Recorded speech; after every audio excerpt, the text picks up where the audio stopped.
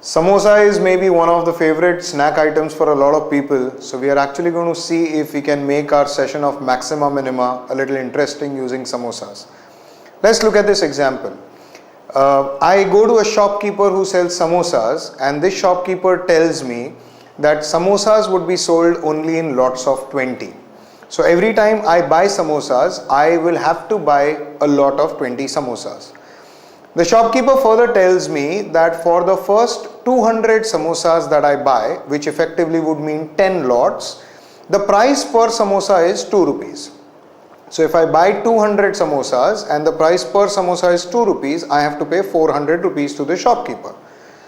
Then the shopkeeper tells me that with every additional lot that I buy beyond the first 200 samosas, the shopkeeper is willing to reduce the price per samosa by 10 paise. What does that mean? If I buy 220 samosas, which means one lot of 20 beyond the first 200, the price per samosa would now be 1 rupee 90 paise. If we continue in this manner, and if we want to find out what is the maximum possible revenue that the shopkeeper can earn in any one single order, then how would we calculate this? This would involve our concepts of maxima minima. So we will have a look at these concepts of maxima minima and then come back and solve this problem for the shopkeeper. Let's see what we really mean by this topic called as maxima minima, or actually what kind of questions can be asked. To start with, what would happen is, suppose you are given a function in terms of x. Suppose y is given as a function of x. Now this function that is given could either be a linear function or a quadratic function or whatever it may be. So you're given a function, and then suppose a certain range is specified for x. The question would basically talk about what is the maximum possible value of y within that given range. So let's just take some random examples. Suppose you're given two linear functions, and the linear functions converted graphically, suppose they happen to be something of this type. And then the question talks about the fact that you are supposed to take the maximum out of these two linear functions, which means we would take this part for this line and we would take this part for this line, and hence this actually now would represent our function. Suppose further a certain range is defined for x, which actually would cover only so much part, and hence we are now talking about this part being our function, and the question could be, within this specified range, what is the maximum possible value that y can take? So this is a typical example for maxima minima. Given a function, maybe given a range for x, what is the maximum possible value for y? Now in place of a linear function, it is possible that the function would be a quadratic function. Suppose we are given one which is a normal u because there is a positive x square term, another which is an inverted u because there is a negative x square term, and then a similar thing could be in terms of information could be provided for this question where a range is given and then the maximum or the minimum value of y is asked. So in simple terms, when we talk about maxima minima, we are looking at a function, maybe a range for x, and within that range what is the maximum or minimum value that y can take. These are typical problems of maxima minima. Let's look at this concept where we need to find the maximum value of a product given that the sum of those numbers is a constant. So let's take an example. Suppose we say a plus b plus c is equal to 18. We need to find the maximum value of a into b into c. Now whenever we ask this question in a class, the most common answer that we get is the maximum value of this product would be 6 into 6 into 6, which is 216. Why?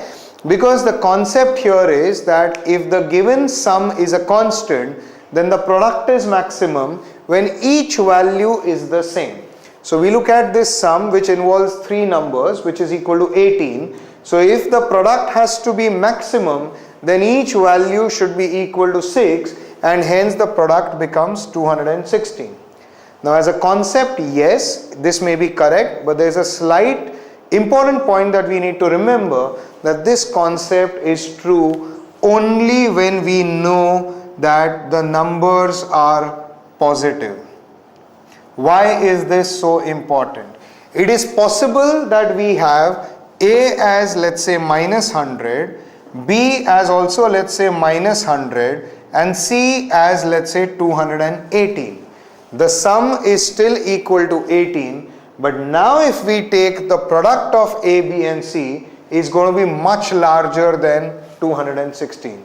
So as a concept, it's correct that given the sum as a constant value, the product would be maximum if each value is the same, but please remember that is only when it is mentioned that the numbers are all positive numbers. So if in this particular question, this line was mentioned that the numbers are positive, then we would have used the concept where every number has to be the same. So A, B and C all would be equal to 6, and then the maximum value of the product according to this would be 216. So to summarize this particular concept, if the sum of a few numbers is given as constant, and if we know that the numbers are positive, then the product will be maximum if each value is the same, and hence in this particular example it would have been 216. Having seen this basic concept involving sum equal to constant when is product the maximum, let's take up another example. Suppose we say A plus B plus C is equal to 20, and it's given that A, B and C are positive numbers. And if the question asked is maximum value of A into B into C. Now we've already studied a concept where we've said that if the sum is constant and if all the numbers are positive, then the product will be maximum when each term A, B, C here has the same value. Now a very common answer in a class again is it's not possible for these three to be equal because 20 is not divisible by 3.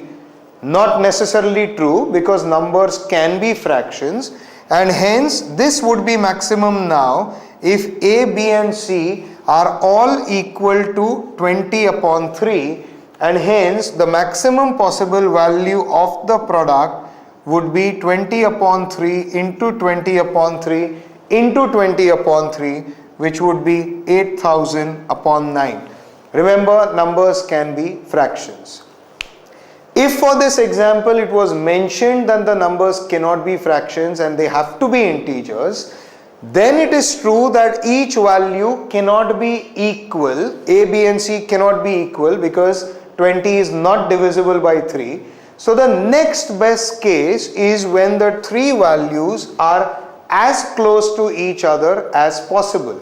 So now if we have to solve a question where A plus B plus C is equal to 20, A, B, C are positive, and if it is mentioned that they are integers, what is the maximum possible value of A into B into C? Then we would consider a case where A is equal to 7, B is equal to 7, C is equal to 6, because we say that these three are integers and they are as close as possible to each other, and the sum of these is still 20, and hence the maximum product possible now would be 7 into 7 into 6. So when a sum is given as constant, we need to be very careful about the other given instructions, which would mean, is it mentioned that they are all positive, are fractions allowed or not allowed, and so on, and then we would be able to consider the values as either equal or maybe as close to each other as possible. Let's look at a slightly different example based on the same concept. Suppose it's mentioned that A plus B plus C is equal to 18, and now we want to find the maximum of A plus 3 multiplied by B minus 2 multiplied by C plus 5. Now it is important that it is also mentioned that A is greater than minus 3, B is greater than 2, and C is greater than minus 5, because when this is mentioned, we are ensuring that each bracket gives us a positive value, which we've already discussed is essential to be mentioned. Now when we want to solve this question, we first need to express the given equation, which was only in terms of A, B and C, in terms of these brackets. So how would we do that? Suppose we try and write it down in the same manner, involving these terms given in the brackets. So what we have actually done on the left hand side here, we've added 3, subtracted 2 and added another 5. So what is the net effect? We have in all added 3 plus 5, which is 8, minus 2, which is 6, and hence on the left hand side we've added 6. Now if we want to maintain the equation as earlier, then we need to add 6 on the right hand side, and hence we can say even with these changed terms the equation remains the same as earlier. Now what we see is we want the product of these 3 brackets as a maximum value. Again, if we go back to the same concept, if the sum of these 3 brackets is a constant, then the product of these 3 brackets would be maximum when each bracket would have the same value, which now if we divide 24 by 3, we get that as 8. Hence, the answer to the question as the maximum value of this product would simply be 8 into 8 into 8, which is 512. What we can note here is that this maximum product does not happen at the same value of A, B and C. Why? Because actually now A plus 3 is equal to 8, which means A is equal to 5. B minus 2 is equal to 8, which means B is equal to 10, and C plus 5 is equal to 8, which means that C is equal to 3. So please note that to solve this question, we haven't taken A, B and C as equal, but these brackets as equal, and we've still used the same concept, which is if the sum given is constant, then the product is maximum if each term in the product has the same value. Let's look at a final example on the same concept. We again have A plus B plus C is equal to 18, and the question now asked is the maximum of A square into B cube into C raised to 4. Now the question asked refers to 2 terms for A, which is A into A, 3 terms for B, B into B into B, and 4 terms for C. So is it possible to express this given equation in a manner that we split up A into 2 parts, B into 3 parts and C into 4 parts? Let's see how to manage that. We can simplify this as A upon 2 plus A upon 2, because these 2 put together would still be A, but I split it up into 2 parts. Why? Because I want 2 parts of A here. And then we can split up this B into 3 parts as B upon 3 plus B upon 3 plus B upon 3. And we can split up this C into 4 parts because we need 4 here as C upon 4 plus C upon 4 plus C upon 4 plus C upon 4. And this total is equal to 18, which is what was given. Now if we look at the left hand side here, we have 9 parts in all.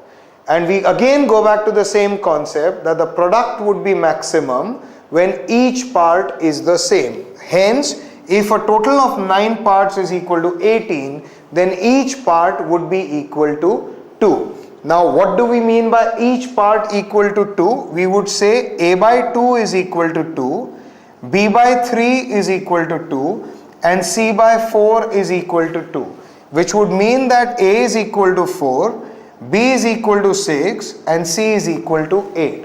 And now the question asked is the maximum of A square into B cube into C raised to 4. So what we would get here now is the maximum value is 4 square into 6 cube into 8 raised to 4.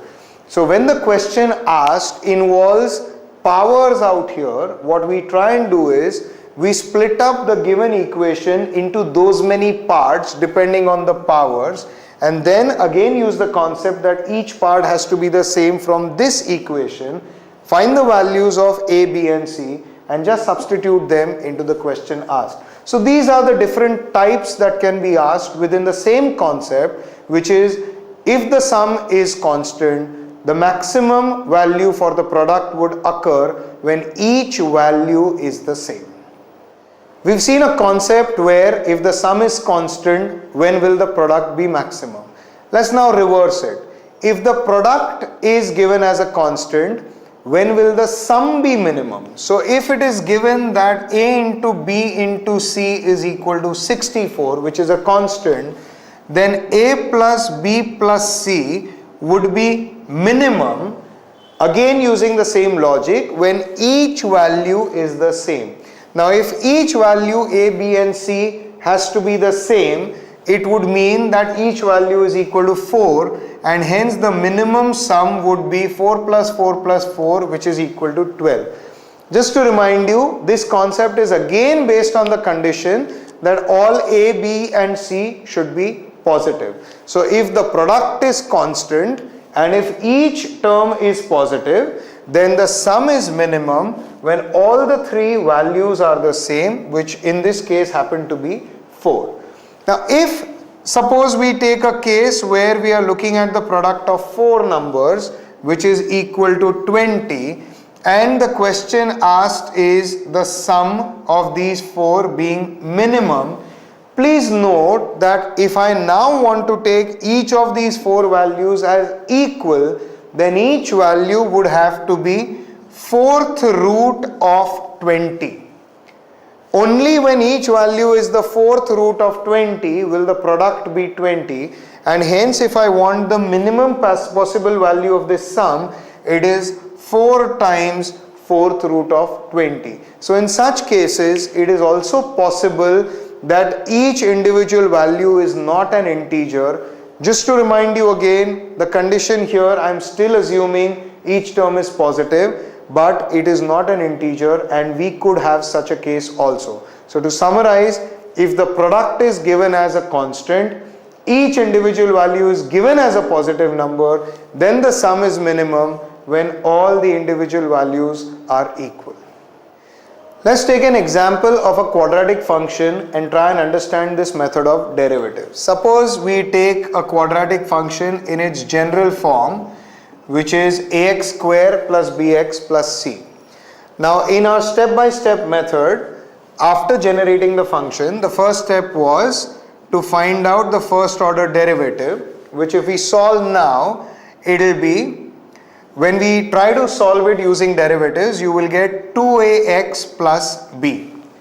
And in the second order derivative, when we find the derivative of the derivative, we would get 2a as our second order derivative. Why are we finding the second order derivative? Just to check if it's a maxima or a minima situation. And now here we notice that it depends on the sign of a. If a is a positive term, this value is positive, which indicates this is a minima situation. If a is a negative term, then this value is negative, which indicates it's a maxima situation.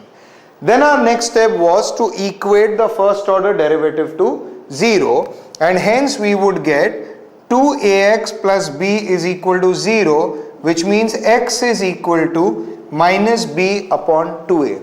Now this actually can be remembered as a formula for any quadratic function that we start with, that the maxima or minima would always occur at minus b upon 2a, where b and a are the coefficients of x and x square respectively. So whenever you solve a question involving a quadratic function, we can straight away look at the function, use the values of a and b, and understand that the maxima or minima would always occur at x equal to minus b upon 2a. Having seen some basic rules to calculate derivatives, let's now try and understand the steps involved in trying to calculate maxima or minima using derivatives. The first step is always to generate the function. Very often in problems, the function may not be directly given to us. We need to first generate the function, which would be something like y as a function of x. Once the function has been generated, the second step is to find the derivative of this function with respect to the independent variable, and hence we are finding the derivative of y with respect to x, which is also denoted as f dash x. The third step in this process is to find the second order derivative. Now what do we mean by the second order derivative? A higher order derivative is nothing but a derivative of a derivative. So the second order derivative would be nothing but the derivative of the first order derivative, which has already been calculated here, which is also denoted as f double dash x. What is the objective of calculating this second order derivative? The objective of calculating this is just to try and figure out whether this is a maxima situation or a minima situation. If this second order derivative is a negative value, then it indicates that this is a situation of maxima. However, if this second order derivative is a positive value, then it indicates that this is a situation of minima. So all that we do through this third step, which is the second order derivative, is figure out whether this is a maxima situation or a minima situation. Having figured that out now, what we do in the fourth step is whatever we found as the first order derivative, we equate that to 0. Now the objective of finding this or using this step, which is equating the first order derivative to 0, is to actually calculate the value of x at which there will be a maxima or a minima. So when we equate this first order derivative to 0, we will get the value of x as a particular constant value, and that is the value at which this original function is either maximum or minimum. And now if we want to find the maximum value of the function, then we substitute the value of x that we get from this step into this function that we have already generated, and we find the maximum or minimum value of y. So if we go through this step-by-step process, a few important points would be: first order derivative that has been calculated should be equated to 0 to find the value of x at which there is a maxima or a minima. And finally, if the question asks is the maximum value of the function, then you substitute that value of x in this first step and get the maximum or minimum value of y. This is how we would use the method of derivatives to calculate the maxima or minima. So now that we've gone through our concepts of maxima minima, let's go back to our earlier introductory question of samosas and let's see how to solve that question. If we just recap the question, if we go through a recap, then we had discussed that samosas can be bought only in lots of 20 at 200 samosas, or for an order of 200 samosas, the per samosa price was 2 rupees, and for every additional lot beyond 200 samosas, the shopkeeper was willing to reduce the price per samosa by 10 paise. So now there are multiple ways of solving this question. Let's look at one method which can be extremely mechanical in nature, which is saying that when I buy 200 samosas and the per samosa price is 2 rupees, then the price that I have to pay, or the total revenue for the shopkeeper, would be 400 rupees.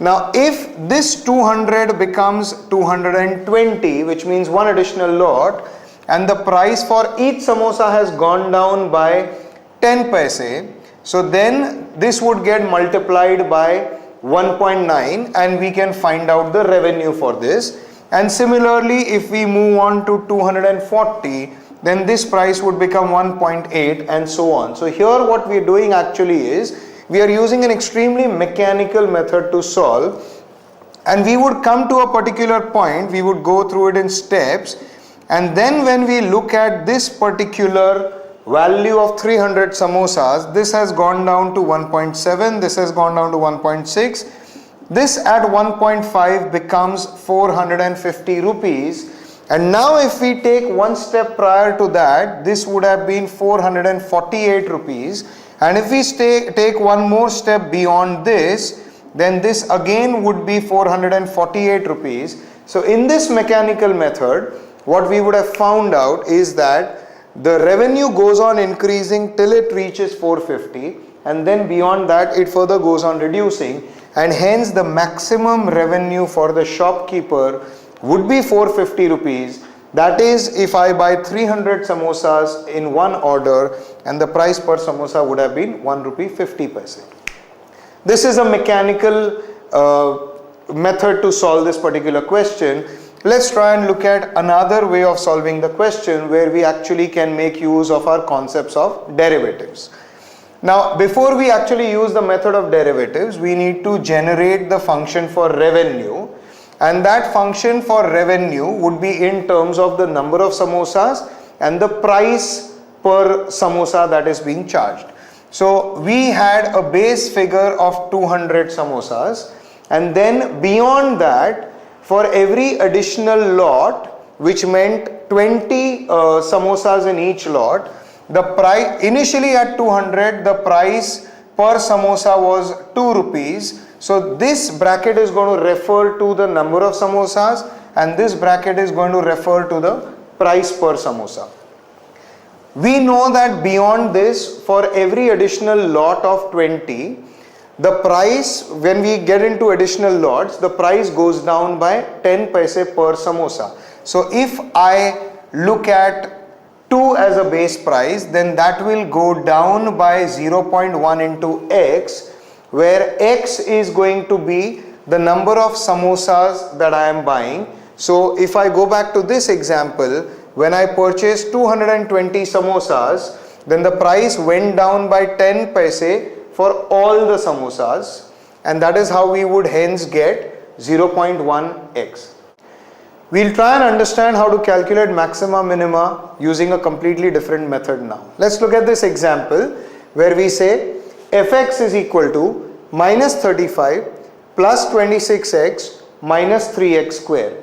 We obviously can use a method of derivatives and solve this question, but suppose we want to learn another method which is called as adjusting the sum. So let's try and understand how to solve this question using this method of adjusting the sum. We will try and factorize this first of all, and if we factorize this using our normal method of quadratic equations, then we would be able to factorize this as x minus 7 multiplied by 5 minus 3x. I mean, just to cross check, product of this is minus 35. This gives us a minus 3x square, and then if we try and solve this product, we get 5x and we get 21x, and hence a total of 26x. So this is what the factorized version would be for this quadratic expression. We want to adjust the sum. Now, why is it that we want to adjust the sum? We've already gone through a concept where we've said that if the sum of a certain expression, let's say a plus b, is given as a constant, then we know that a into b, the product would be maximum when each term has the same value. So what we now try and do, we take these two individually and we say x minus 7 plus 5 minus 3x. What are we trying to check? We are trying to check if this sum is constant. Because if this sum is constant, then whatever be the constant value can be divided into two equal parts, so that the product of these two brackets would then automatically be the maximum. But when we try to solve this, we will notice that the sum is not a constant. And it's not a constant because if we want to eliminate this minus 3x, then we need a plus 3x here for the sum to become a constant. This is why we call this method adjusting the sum. So what we would do, we would try and create a 3x term here by multiplying by 3, and if we still want to maintain the equation, we would have to multiply the left hand side also by 3, and hence we can state the equation as 3fx is equal to, we multiply this bracket by 3 and hence we get 3x minus 21 multiplied by 5 minus 3x. Now if we add these two brackets, we would get a constant value of minus 16. Now we go back to our earlier concept that if the sum of two terms is constant, then the product of those two is maximum when each is the same.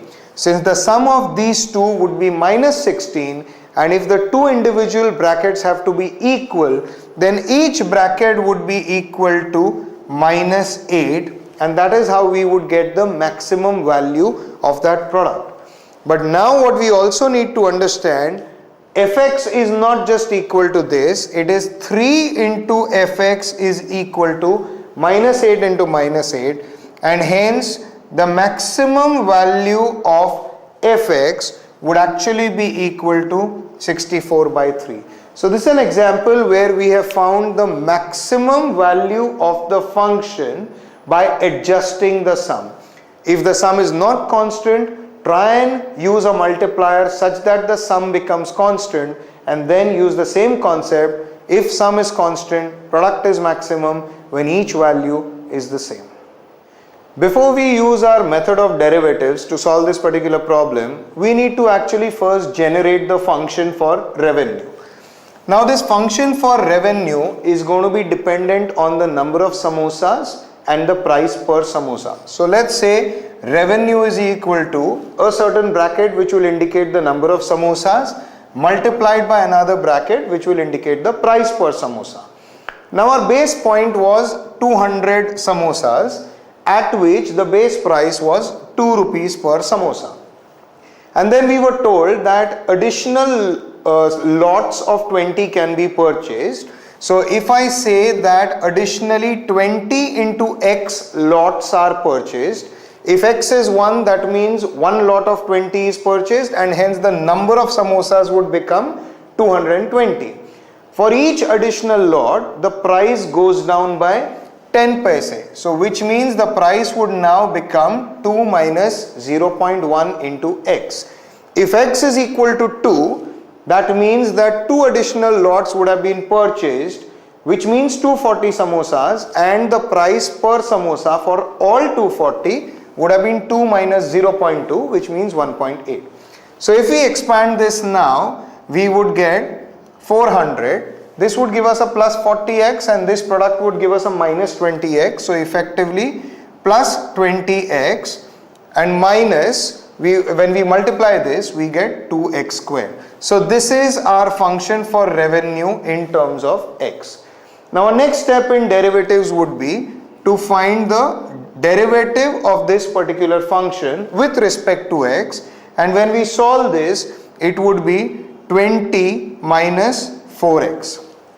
If we again go back to our method of derivatives, this needs to be equated to 0, and hence if we solve this, we get x is equal to 5, which means the maxima will occur when 5 extra lots are purchased. And if 5 extra lots are purchased, it would mean 300 samosas need to be purchased at a price of 1 rupee 50 paise each, and hence my maximum revenue would be 300 multiplied by 1.5, which would be 450 rupees. Same answer using a different method which involves derivatives. Let's look at yet another way of solving the same question. We are now going to build on that same function that we had generated for revenue, where we said revenue in terms of x was 200 plus 20x multiplied by 2 minus 0.1x. If we start with this as a given function, and we've already learned a particular method where we said how to find the maxima or minima by adjusting the sum. So let's try and understand how to adjust the sum. When we look at what is asked, we need to maximize the product of two numbers, let's say, or two brackets. Now the product of these two brackets will be maximum, and if we know that the sum of these two brackets is a constant, then when each bracket is equal. However, when we look at the sum of these two, it is not a constant currently. So if we first want to adjust the sum, then we will first have to multiply both sides by 200, and hence when we multiply this, we get 200 into r on the left hand side. We can write the first bracket as it is, and we can multiply the second bracket by 200, which would make it 400 plus minus 20x. So now if we take the sum of these two brackets, we can see that it's a constant which is equal to 600. The x part cancels off and we get the constant sum as 600. Going back to our concepts, if the sum of two numbers is constant, then the product of those two numbers is maximum when each number has the same value. And hence we would say that if the sum is 600, the product would be maximum when each bracket is equal to 300. However, we need to note that on the left hand side we have 200 into r, which we've now got as 300 into 300. And hence if we want to find the maximum value of r, we would actually take 300 multiplied by 300 upon 200, and we again get it as 450 rupees. So this is a third way of solving the same question using our method of maximizing the sum. Let's look at yet another way of solving the question where we now make use of graphs. Looking at the function, we have realized that the function is going to be a quadratic function, and hence, and further, the x square term is negative, and hence it's going to be an inverted U, something of this type. Now, if we say that this is the graph that we're going to get, and if we have a certain value here, let's say where we had 200 samosas at a price of 2, which gave me a revenue of 400 rupees, that is what we started off with. Because this function is a quadratic function, there is going to be yet another point here where the revenue will remain 400, and if we track that, then it should become 400 multiplied by 1 rupee. So that is the point at which we are going to get the revenue same as 400. Now, because a quadratic function is going to be symmetric, we know that the maxima actually is going to occur at a midpoint with respect to these two, and hence that is going to be 300 multiplied by 1.5, and this product is going to be 450. All that we've said is when our base is 200 at 2 rupees per samosa, when that 200 becomes 400, and for every increase of 200, if the price reduces by 10 paise, for a total increase of 200, the price is going to reduce by 1 rupee, and hence the revenue at these 2 points was the same, which was 400. Midpoint would be the one that gives us the point of maxima. So we notice that the same question actually we have solved using 4 different ways. One using a mechanical method, another using a concept of derivatives, a third using another concept of maxima minima with respect to sum and product, and a fourth method involving graphs. And this is the beauty of this entire topic of algebra, where you have so many different ways of solving every question. Maybe what you can do is actually go through all these different methods, see what you are most comfortable with, and master that particular method.